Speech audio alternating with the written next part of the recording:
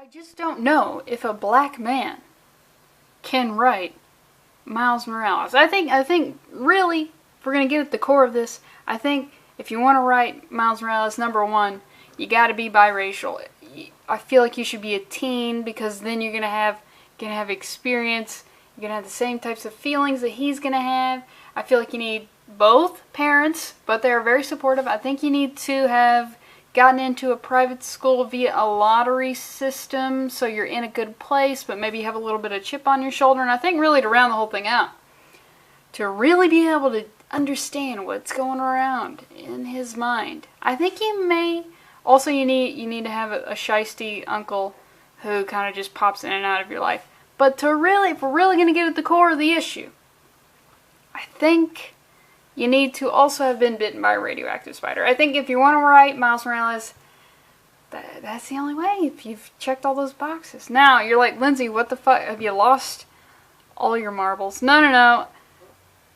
It ties in. Everything ties in. Even if it doesn't appear that way, I'm going to tie it in because I got that skill set. But months ago, I don't do a lot of videos about like news and comics because most of the time I don't have a different take on it, but I did one, and it was about this guy, Brian Edward Hill, who made a kerfuffle about how he doesn't think that Brian Michael Bendis wrote Miles Morales, didn't think he was capable of really writing Miles Morales. Why? Because Brian Michael Bendis is a fucking chalky paleface. Alright? Do you get that? But I hated that because, look, saying that someone can't create a piece of fiction, it's just an affront to the human capacity to have sympathy, to have empathy, to, I don't know, it's just, and it also completely undermines the power of imagination. Now let's get into it, because it's not as if Miles Morales is like some fucking street tough ghetto kid basically raising himself type of character. Not that Brian Michael Bendis or a white writer couldn't write that. You can write that. You can write any kind of fiction you want. If you're willing to do the research, try to make it feel authentic. That's the power of fiction. One of the greatest things humanity has ever come up with. Creating fiction. But this guy, Brian Edwards, like, I don't know, I feel like as a black man I'll be able to get into some stuff going on here. And I'm not going to dispute, yeah, there's some experiences that are uniquely black, and black people will probably have more insight in how to write that. But I feel like if a honky's willing to put the work in, you can just as easily do it. So I was like, you know what, Brian, what kind of black man is his name? Brian, if you're going to make a big stink about how, yeah, Brian Michael Bendis, it's a character you created. It's a character you created because, you know, you have adopted children and you want them to have a character to identify with. I feel like you didn't do it right. So I was like, okay, if you think you have to be a certain skin color to write a certain skin color, let's get into it, Brian. So I want everybody to be on the lookout, putting a bolo out on some uniquely black shit. Something that, like, oh, Brian. Holy shit, they're both named Brian? Brian with an I. Chalky Brian, Paleface Brian. Smallpox distributed in blankets Brian. Couldn't possibly come up with some stuff. So everyone be on the lookout for some, something that gets your, you know, oh, black people feelers up. Wow. 4 minutes I just wasted everyone's time. So let's get into this. Start off with the Steve Ditko tribute. And you know what I noticed? They've put this in a couple issues. It's Joe Quesada, C.B. Cebulski, Nick Lowe. These are, of course, the higher-ups of Marvel. But why aren't they interviewing, like, I don't know, Mariko Tamaki? What's Mariko Tamaki's take on Steve Ditko's death? I'd love to hear it. Love to hear it.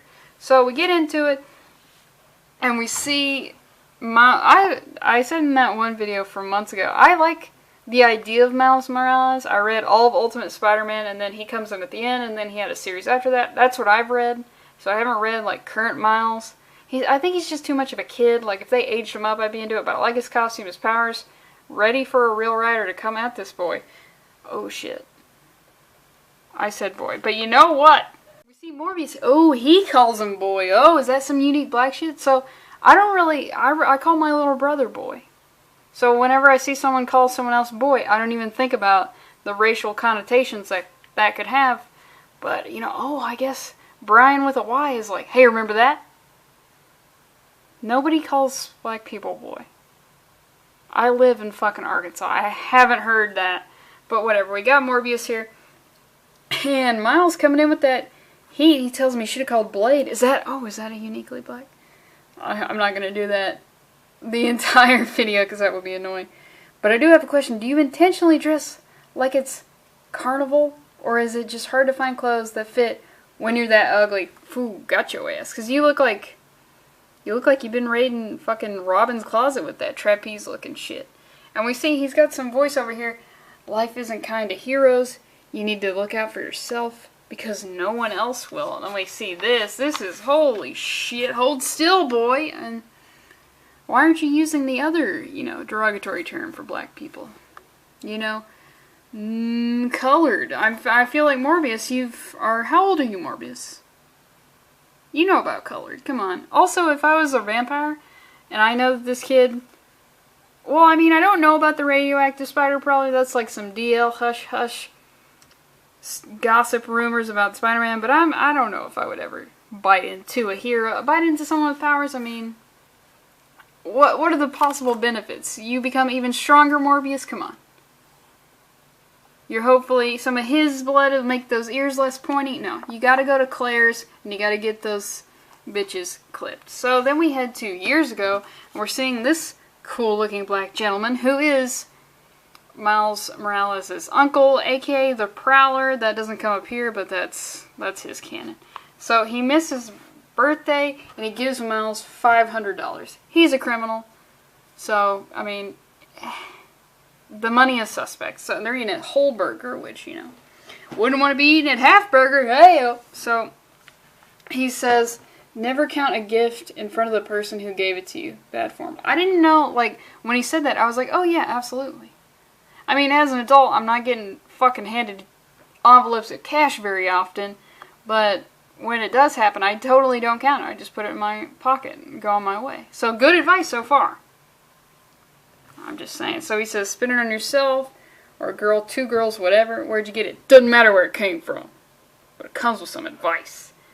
What kind of advice? Like, hey, put that away. Look at these people. They're waiting to rob you, Miles. This isn't even a father-son team here. This is some two hardened criminals who stopped riding the rails for a second to come to Holberger and rob kids flashing cash. And he proceeds to give some of the worst fucking advice I've ever heard. But, I mean, it could be good advice if it was framed a better way. So he says, listen, you've been in Brooklyn Visions. That's the, like, private school thing that Miles got a spot via a lottery system. For a minute, your parents want the best for you, but don't ever think you're like those kids. You're not. You don't have their advantages, so you can't take their risks, and you can't have their dreams. What the fuck? Okay, I mean, the school does do a lottery system, and Miles is one of them. I don't know if it's a limited lottery system, probably, but, I mean, so the conceit is that everyone else is rich kids, and rich kids are white, and rich kids are pieces of fucking garbage? What do you mean you can't have your dreams? You're in the same goddamn place as them. What are you talking about, dude? Oh, God. It's not that kind of school, I don't get it. For a lot of those kids around you, that cash I just handed you is nothing. They won't say it, but they damn well know it. This is like the conceit that every rich person is a piece of fucking garbage. No, and you know what? What about the kids? I mean, I'm sorry your parents have money. You can't help it if your parents had money. Like, what the fuck? The only responsibility you have is to your own power. Put yourself first and keep yourself there. Life isn't kind to heroes. You need to look out for yourself because no one else will. This damn world is broken down to its center, and anyone who teaches you that you can change it is either a liar or a fool. So he doesn't know that Miles is Spider-Man. So what is this hero talk? And then also his fucking fedora is just sliding off his head. And I know when a black man wears it, we don't want to think of it as a fedora. That shit's a fedora. It's a trilby, Lindsey. Fuck off, you neckbeard. It's a fedora. Whatever that school is selling, don't buy it. I gotta go, don't. So he's just God, okay. This conversation right here only makes sense if this is like a neighborhood criminal type who's taking Miles under his wing, right? Look out for yourself. It reminds me of that movie Fresh, where this kid, a young black kid, he basically takes care of himself. He works for criminals, but he's saving up his money, that kind of thing. But Miles has a supporting family, and he's attending a school to help better his chances in life. Yeah, he got there in a lottery system, right?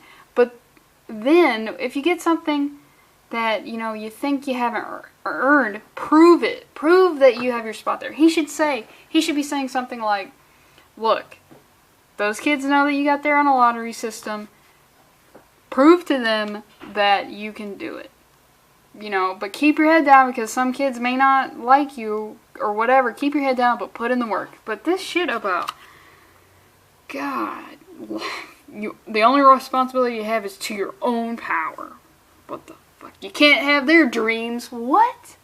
So what's his end game? Yeah, attend this school, graduate. They're not going to give, if Miles is bad at school, they're not going to give him grades just because. You still have to be there. You still have to do the work. Doesn't matter why you're there. This kind of shit. This is some, like, white privilege, weird shit I don't understand. Like, straight up. There's this picture, I'm sorry to get, like, serious.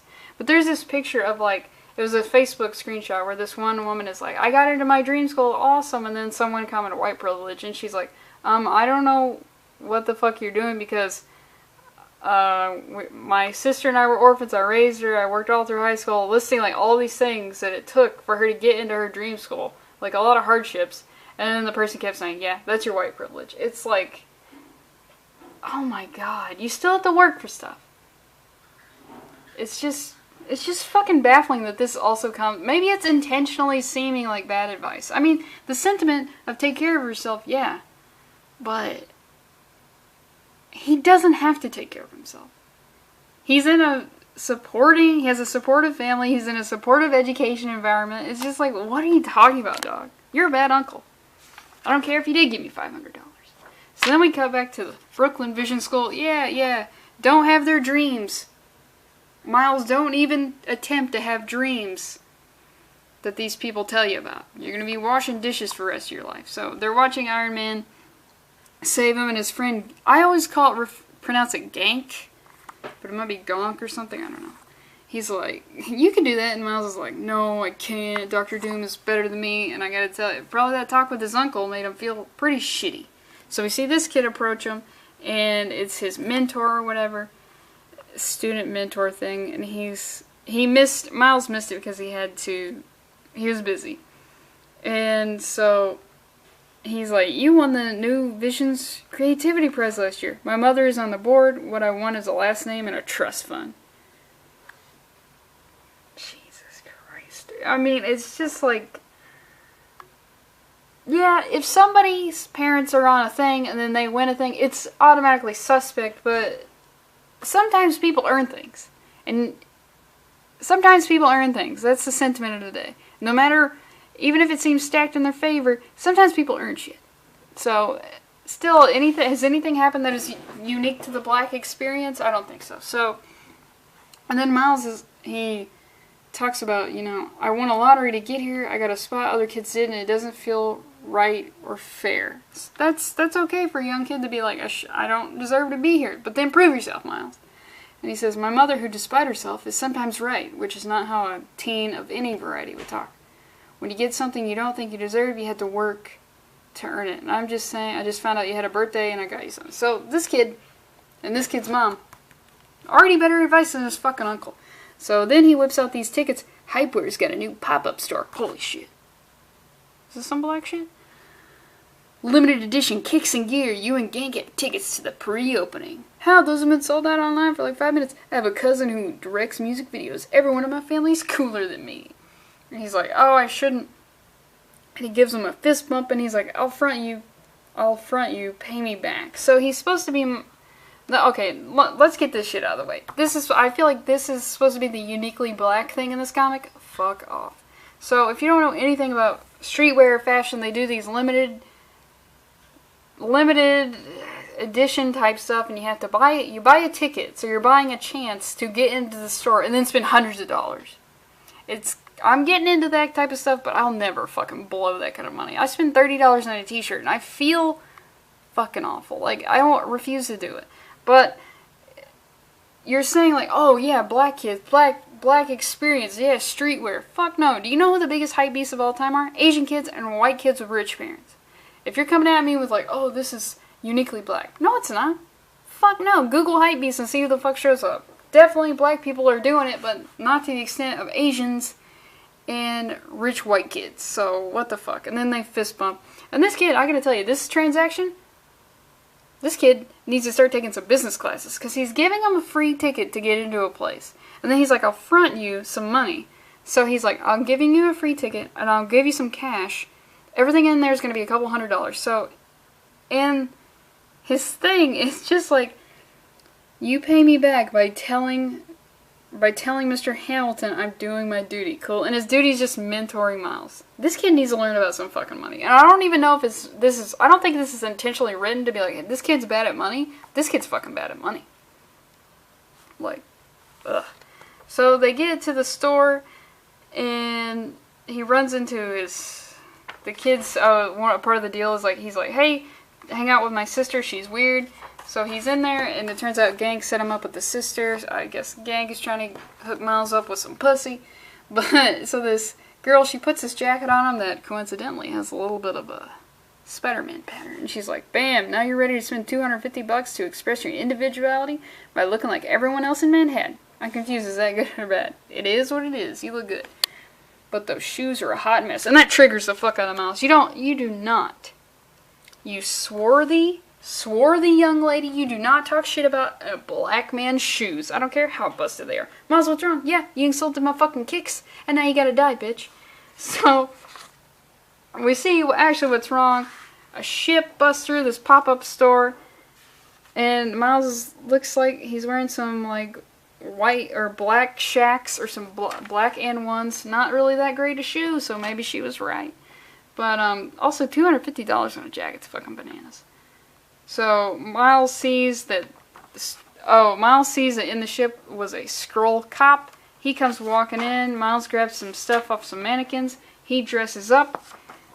And this motherfucker, deadass, has some fucking Timberlands on. Deadass got some Timbs on. That's some New York shit right there. Deadass. Is this supposed to be a part of the uniquely black perspective on Miles Morales? Yeah, I know black people in New York wear Timbs. And I know even when you take black people out of New York, they still rock Timbs at all times. Michael B. Jordan, he's wearing Timbs at all times. But you know what? Deadass. Deadass, that's fucking sick. This is a sick shot. I like the detail on the Timberlands. That shit is cool. Is it unique to black people? No, I think it's just unique to New York, so whatever. But it's also kind of funny to see a Spider-Man wearing some Timbs. I'm into it. He's not letting the Timbs... He's actually... The Timbs are not to his detriment, but he's actually excelling at whooping alien ass while wearing boots. Seems like it'd be a hard sell, but you know what? He's doing it. Why? Because he's a real motherfucking New Yorker. And he sees Spider-Man, and he's like, oh, thank God, a real hero's here. But it turns out he's a fucking Skrull as well, and he just, oh God, he starts getting manhandled, and he expresses doubt. He's like, I can't do this. He sees Thor flying by, and then eventually he has this pep talk with himself. He's like, it's just one of them. You have to beat one, or he's gonna kill your friends. I can't do this, but Spider-Man could. And right now, I'm the only Spider-Man they've got. Miles Morales is scared of him, so I can't be Miles right now.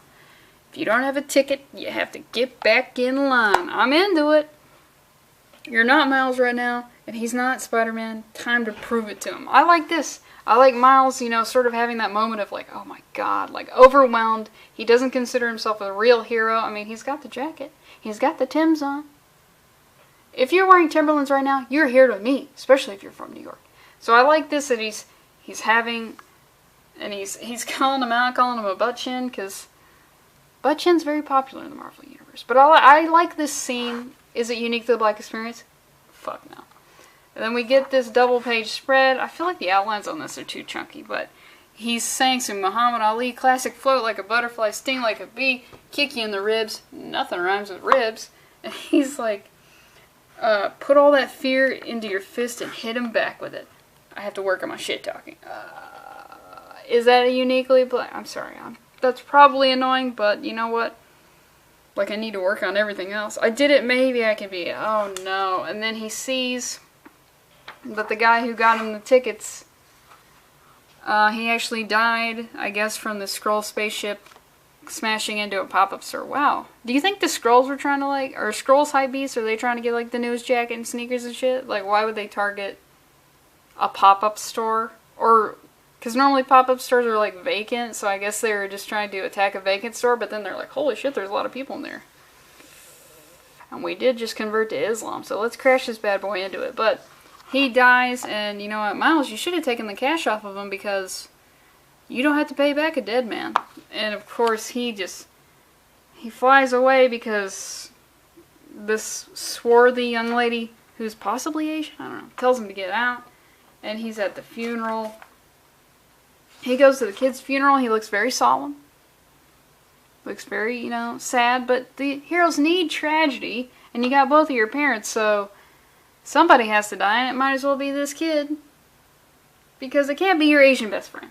And he goes back to his uncle. And he gives him the money back. He's like, you're wrong, Uncle Aaron. It matters where you got it. It matters to me.